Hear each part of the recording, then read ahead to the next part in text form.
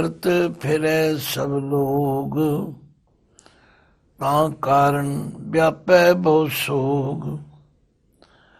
लक्ष्मी बारस्यों जो ल्यो लावै, सोग मिटै सब ही सुख पावै।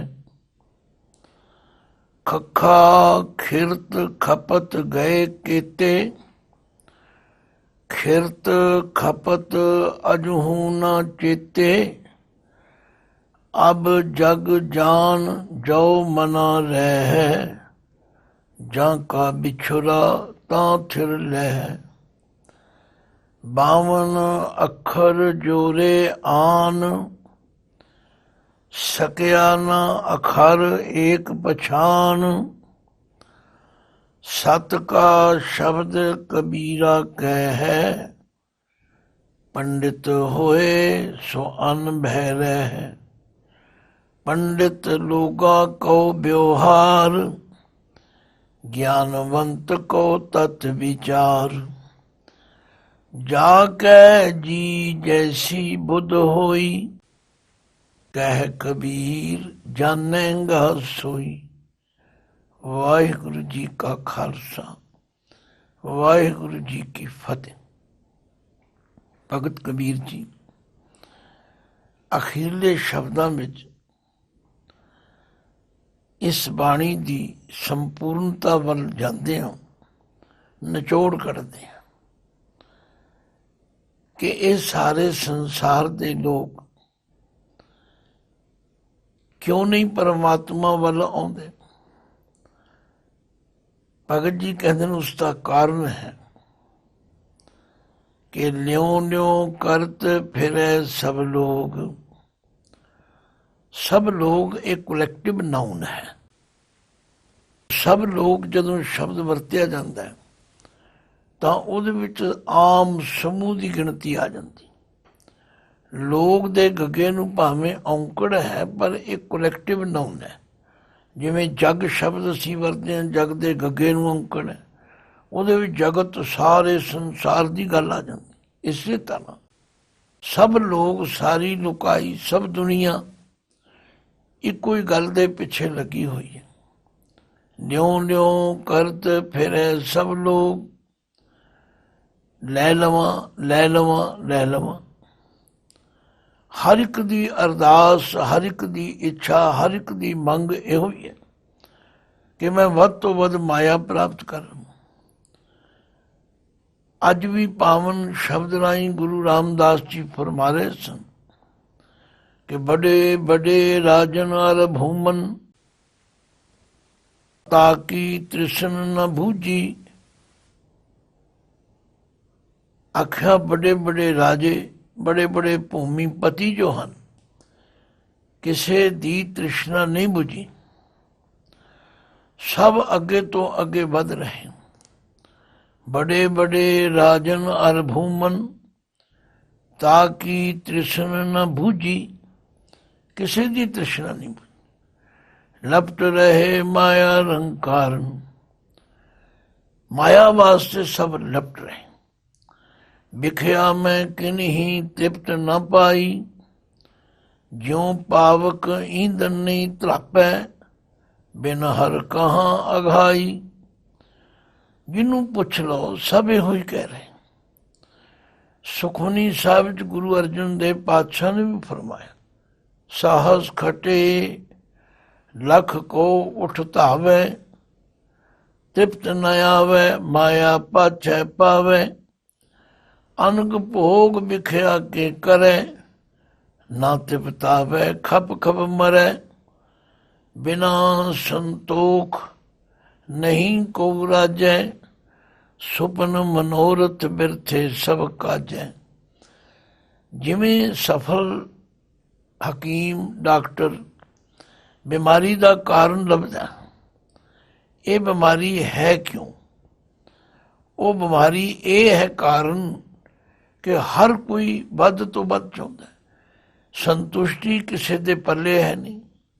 ਤ੍ਰਿਸ਼ਨਾ ਬਿਰਲੇ ਹੀ ਕੀ ਬੁਝੀਏ, ਕੋਟ ਜੋਰੇ ਲਾਖ ਕਰੋਰੇ, ਮਨ ਨਾ ਹੋਰੇ। ਪਰੇ ਪਰੇ ਹੀ ਕੋ ਲੁਜੀਏ। ਨਿਉ ਨਿਉ ਕਰਤ ਫਿਰੈ ਸਭ ਲੋਕ, ਤਾਂ ਕਾਰਨ ਵਿਆਪੈ ਬਹੁ ਸੋਗ। ਇਹ ਹੈ ਕਾਰਨ। ਇਸ ਕਾਰਨ ਕਰਕੇ ਵਿਆਪੈ ਬਹੁਤ ਸੋਗ, ਬੜੀ ਚਿੰਤਾ ਲੱਗੀ। ਜਿਨ੍ਹਾਂ ਕੋਲ ਇਤਨੀ ਮਾਇਆ, ਇਤਨੀ ਜ਼ਮੀਨ ਜਾਇਦਾਦ ਸਭ ਕੁਝ ਹੈ, ਪੁੱਛ ਕੇ ਵੇਖੋ, ਕੋਈ ਵੀ ਸੰਤੁਸ਼ਟ ਨਹੀਂ ਹੈ। ਕਿਸੇ ਦੇ ਮੂੰਹੋਂ ਨਹੀਂ ਨਿਕਲਦਾ ਬਸ ਸੁਣਸੀ ਰੱਜ ਗਈ। ਇਹ ਹੈ ਸੋਗ ਦਾ ਕਾਰਨ, ਇਹ ਹੈ ਚਿੰਤਾ ਦਾ ਕਾਰਨ। ਇਹ ਚਿੰਤਾ ਮੁੱਟ ਵੀ ਸਕਦੀ ਕਿਵੇਂ? ਲਖਮੀ ਬਰ ਸਿਉ ਜੋ ਲਿਓ ਲਾਵੇ। ਲਖਮੀ ਤੋਂ ਭਾਵ ਹੈ ਮਾਇਆ, ਤੇ ਮਾਇਆ ਦਾ ਬਰ ਕਹੀਏ ਪਤੀ ਖਸਮ ਪਰਮਾਤਮਾ। ਜੇ ਭਗਤ ਜੀ ਕਹਿੰਦੇ ਨੇ ਮਾਇਆ ਪਤੀ ਦੇ ਨਾਲ ਲਿਵ ਲਾ ਲਵੇ, ਪ੍ਰੇਮ ਪਾ ਲਵੇ। ਤ੍ਰਿਸ਼ਨਾ ਬੁਝੈ ਹਰ ਕੇ ਨਾਮ, ਮਹਾ ਸੰਤੋਖ ਹੋਵੇ ਗੁਰਬਚਨੀ। ਪ੍ਰਭ ਸਿਉ ਲਾਗੈ ਪੂਰਨ ਧਿਆਨ। ਗੁਰਬਾਣੀ ਵਿੱਚ ਹਰ ਗੱਲ ਇਤਨੀ ਸਪਸ਼ਟਤਾ ਨਾਲ ਸਮਝਾਈ ਹੈ, ਪਰ ਅਸੀਂ ਬਾਣੀ ਨੂੰ ਵਿਚਾਰਨ ਵਾਲੇ ਪਾਸੇ ਤੁਰਦੇ ਨਹੀਂ। ਅਸੀਂ ਤਾਂ ਉੱਪਰੋਂ ਉੱਪਰੋਂ ਪੜ੍ਹ ਕੇ ਚਲੇ ਜਾਂਦੇ। ਮਹਾਰਾਜ ਨੇ ਕਿਹਾ, ਜਿਸ ਗ੍ਰਹਿ ਬਹੁਤ ਤਿਸੇ ਗ੍ਰਹਿ ਚਿੰਤਾ, ਜਿਸ ਗ੍ਰਹਿ ਥੋਰੀ ਸੋ ਫਿਰੈ ਭਰਮੰਤਾ। ਦੋਹੂ ਵਿਵਸਥਾ ਤੇ ਜੋ ਮੁਕਤਾ, ਸੋਈ ਸੁਹੇਲਾ ਭਾਲੀਐ। ਇੱਥੇ ਜਿਸ ਨੂੰ ਦੇਖੋ ਸਭ ਇਹੋ ਹੀ ਕਹਿ ਰਹੇ ਨੇ, ਹੋਰ ਚਾਹੀਦੀ, ਹੋਰ ਚਾਹੀਦੀ, ਹੋਰ ਚਾਹੀਦੀ। ਭਗਤ ਜੀ ਨੇ ਇਹਨਾਂ 4 ਪੰਕਤੀਆਂ ਵਿੱਚ ਨਿਚੋੜ ਕਰ ਦਿੱਤਾ। ਨਿਉ ਨਿਉ ਕਰਤ ਫਿਰੈ ਸਭ ਲੋਕ, ਤਾਂ ਕਾਰਨ ਵਿਆਪੈ ਬਹੁ ਸੋਗ। ਇਹ ਕਾਰਨ ਹੈ, ਇਹ ਰੂਟ ਕਾਜ਼ ਹੈ ਬਿਮਾਰੀ ਦਾ, ਚਿੰਤਾ ਦਾ। ਪਰ ਲਖਮੀ ਬਰ ਸਿਉ ਜੋ ਲਿਓ ਲਾਵੇ। ਜੇ ਉਸ ਮਾਇਆ ਪਤੀ ਪਰਮਾਤਮਾ ਨਾਲ ਲਿਵ ਲਾ ਲਵੇ, ਸੋਗ ਮਿਟੈ ਸਭ ਹੀ ਸੁਖ ਪਾਵੇ। ਆਖਿਆ ਸਭ ਚਿੰਤਾ ਮੁੱਕ ਜਾਏ ਤੇ ਸਭ ਤਰ੍ਹਾਂ ਦੇ ਸੁੱਖਾਂ ਦੀ ਪ੍ਰਾਪਤੀ ਹੋ ਜਾਏ। ਖੱਖਾ ਖਿਰਤ ਖਪਤ ਗਏ ਕੇਤੇ। ਹੁਣ ਖੱਖੇ ਅੱਖਰ ਦੁਆਰਾ ਭਗਤ ਜੀ ਕਹਿੰਦੇ ਖਿਰਤ ਖਪਤ ਗਏ ਕੇਤੇ। ਇਸ ਸੰਸਾਰ ਦੇ ਅੰਦਰ ਕਿਤਨੇ ਜੀਵ ਪੈਦਾ ਹੁੰਦੇ ਨੇ ਔਰ ਕਿਤਨੇ ਜੀਵ ਖੱਪ ਖੱਪ ਕੇ ਇੱਥੋਂ ਤੁਰ ਜਾਂਦੇ। ਅਣਗਿਣਤ, ਗਿਣਤੀ ਨਹੀਂ ਕੀਤੀ ਜਾ ਸਕਦੀ।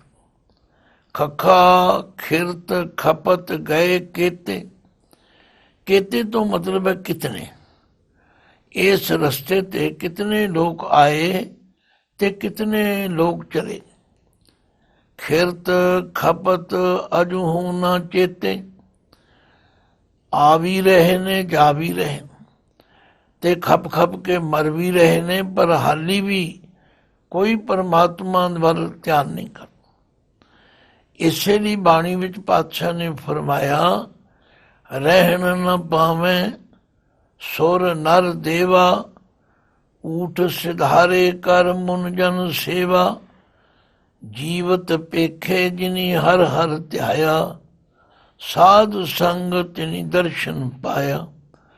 ਬਾਦਸ਼ਾਹ ਸ਼ਾਹ ਵਪਾਰੀ ਮਰਨਾ, ਜੋ ਦੀਸੈ ਸੋ ਕਾਲੇ ਖਰਨਾ।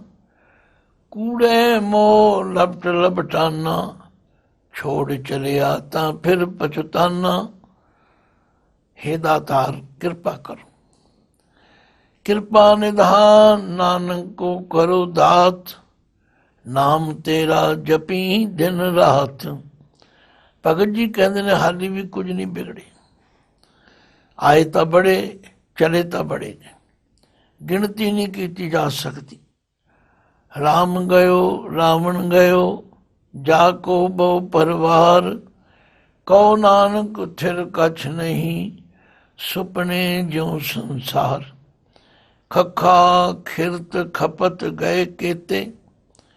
कितने ही लोग इत्थे आए ते चले, खिरत खपत कज अजूहू ना चेते, पर इस माया की खेड खेडदियां खेडदे खप खप के मर गए, पर परमेश्वर नूं याद नहीं किया। हाली भी कुछ नहीं बिगड़िया। भगत जी कहते अब जग जान जो मना रह, हाली भी इस जगत की असलीयत नूं जान रहे। हुण असलीयत की है, बाणी विच बार बार दस्सिया, कूड़ राजा कूड़ प्रजा कूड़ सब संसार, कूड़ मंडप कूड़ माड़ी कूड़ वैसणहार। ये जो कुछ है ये कूड़ है। पर इस जगत नूं जे कोई जान लवे, अब जग जान, जग जान का मतलब जगत की असलीयत नूं जान लवे कि ये तां बिनस जान वाला है, दृष्टमान है सगल मथेना। जो कुछ नजर आ रहा एक दिन खत्म हो जाए। जो मना रहे, जे मन टिक जाए, जे मन समझ लवे, क्योंकि मन समझे तो बिना ये टिकता नहीं। किसी सियाने ने इसे भी कहा, जरा ध्यान मार के देखो, फरीदा किथे तैंडे मापिया, जिन्नी तू जणियो तैं पासों ओए लद गए, तू अजय ना पतीणो है। कितने लोग तेरे सामने चले गए, कईयां नूं तू विदा करके आया, पर आप नहीं समझ आए। गुरु पातशाह ने फरमाया, साडी लोकां दी हालत यह है कि अगले मोए से पाछे परे, जो उबरे से बंद लक खरे, जे धंधे में ओए लपटाए, उन ते दुगण दिड़ी उन माए।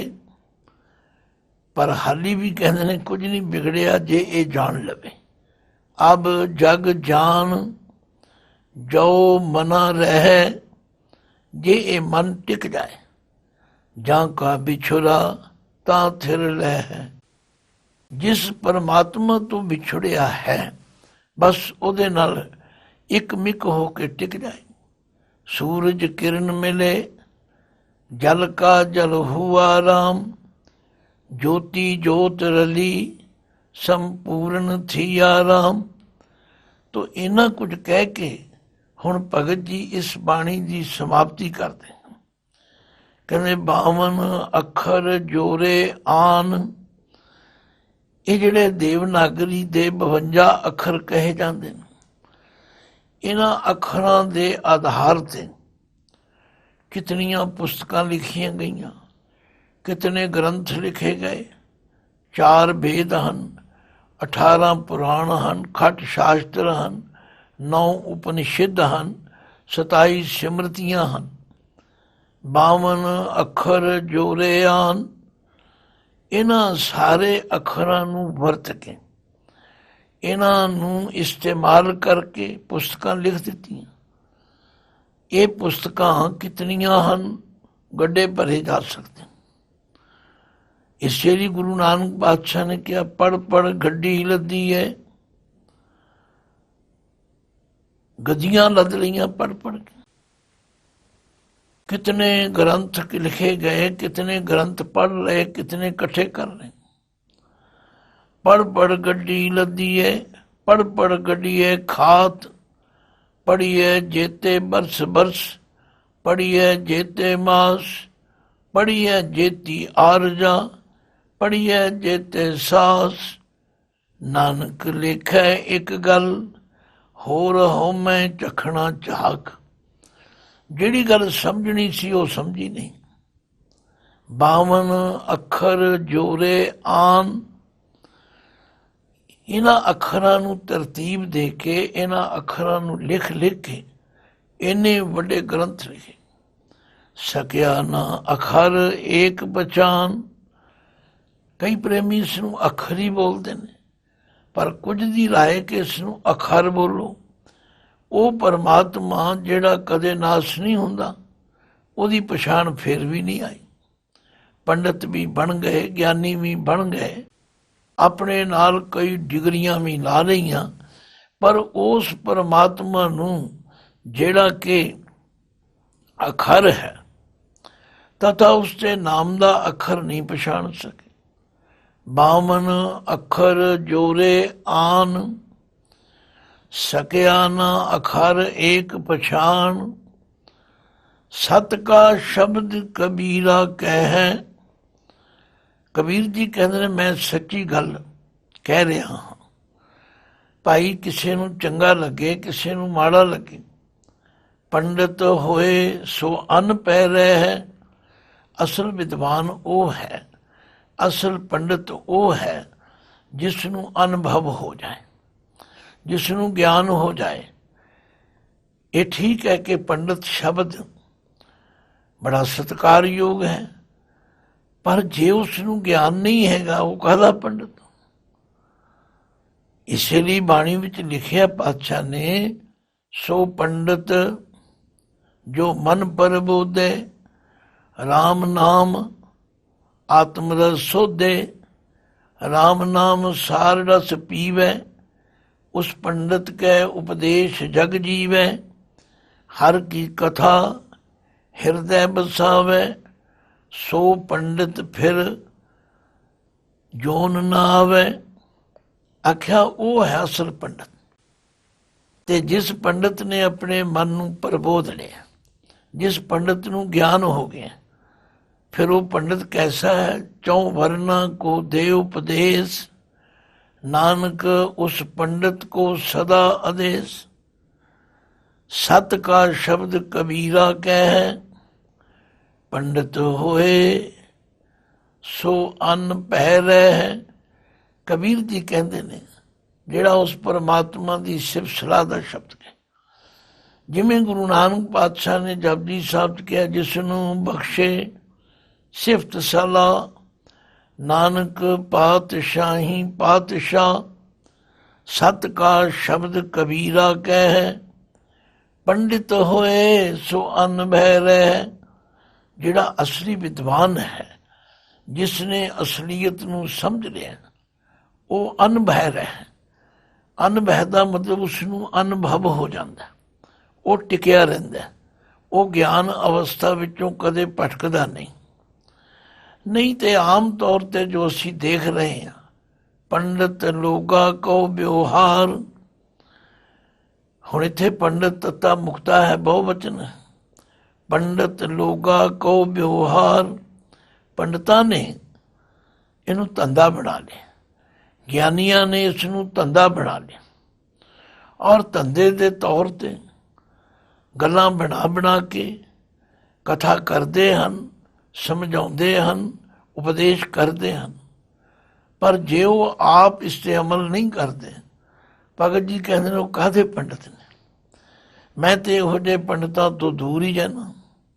ਭਗਤ ਜੀ ਨੇ ਇੱਥੇ ਤਾਂ ਕਹਿਤਾ, ਹਮਰਾ ਝਗੜਾ ਰਹਾ ਨ ਕੋ, ਪੰਡਿਤ ਮੁੱਲਾ ਛਾੜੇ ਦੋ।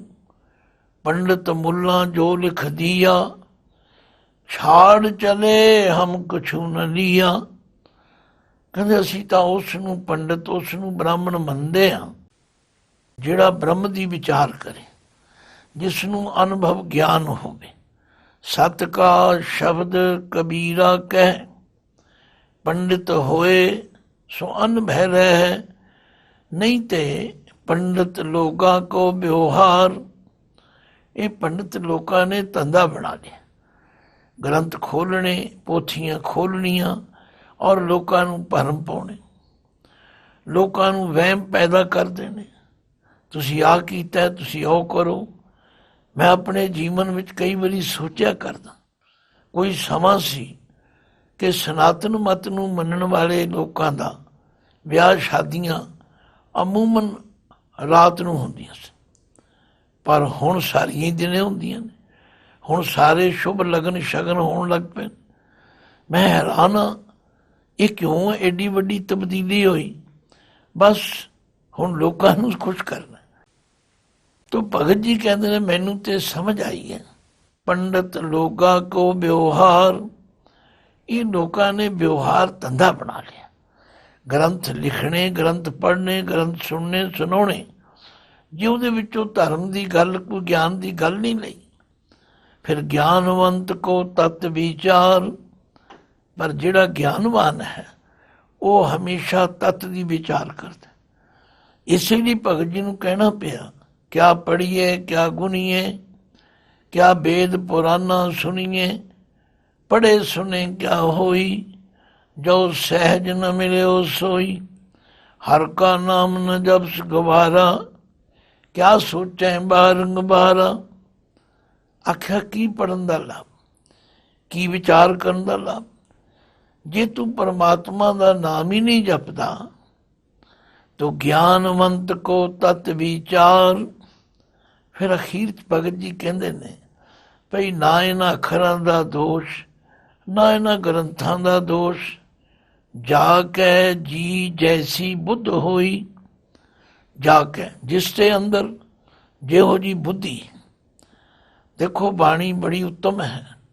ਭਗਤ ਕਬੀਰ ਜੀ ਨੇ ਆਪ ਕਿਹਾ ਹੈ ਕਿ ਲੋਕ ਜਾਣੈ ਇਹ ਗੀਤ ਹੈ, ਇਹ ਤੋ ਬ੍ਰਹਮ ਵਿਚਾਰ, ਜਿਉ ਕਾਂਸੀ ਉਪਦੇਸ਼ ਹੋਏ, ਮਾਨੁਸ ਮਰਤੀ ਬਾਰ। ਬਾਣੀ ਗੁਰੂ ਗੁਰੂ ਹੈ ਬਾਣੀ, ਵਿੱਚ ਬਾਣੀ ਅੰਮ੍ਰਿਤ ਸਾਰੇ।